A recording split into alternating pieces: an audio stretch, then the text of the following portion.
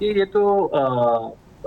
جو کرپشن کا پاکستان کا نیب کا قانون ہے 9A6 G misuse of authority ہے، اور مس یوز آف اتھارٹی کے نتیجے میں اختیارات کے ناجائز استعمال، اور پھر کرپشن جو ہے 9A4، ان دونوں کو ملا کر اگر پڑھا جائے تو اس کے نتیجے میں جو ہے آپ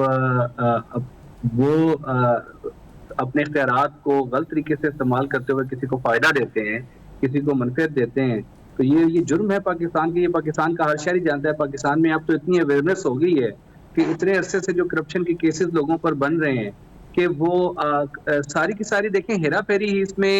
توشہ خانہ میں کیا ہو سکتی ہے. توشہ خانہ میں جو ہیرا پھیری ہے وہ تو ہو ہی یہ سکتی ہے کہ ایک گفٹ جو ہے وہ اس کی مالیت بہت زیادہ ہے اور اس کی مالیت بہت کم شو کی جائے، اور پھر اس کا کہا جائے دیکھیں ہم نے تو اس کا 25% دے دیا یا ہم نے 50% دے دیا اور ہم نے لے لیا. لیکن اصل سوال تو یہ پیدا ہوگا کہ اس گفٹ کی مارکیٹ ویلیو کیا تھی، اور اس مارکیٹ ویلیو کے بجائے جو ہے وہ اس کی دو طرح کی اسیسمنٹ ہوتی ہے. ایک پرائیویٹ اسیسمنٹ ہوتی ہے جو مارکیٹ کے حساب سے ہوتی ہے، اور ایک FBR کی اسیسمنٹ ہوتی ہے. اور ان دونوں اسیسمنٹس کو جو قانون کے مطابق اگر کی جائیں، ٹھیک طریقے سے کی جائیں، تو اس کا جو میزانیہ نکلتا ہے اس میں سے پھر اس کی اماؤنٹ کو پے کرنا ہوتا ہے اگر آپ نے تحفے کو ریٹین کرنا ہے. تو یہ تو ایک ایسا کیس ہے جس میں واضح طور پر نظر آ رہا ہے، یعنی کسی قسم کے شک و شبے کی ابھی تک کے جو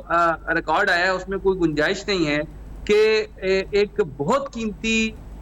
جن کی مالیو جو ہے وہ کروڑوں روپے سے زائد ہے تحفوں کو، ان کو جو ہے وہ بہت کم قیمت میں شو کر کے اس کو لیا گیا ہے اور پھر اس کو باہر بیچا گیا ہے.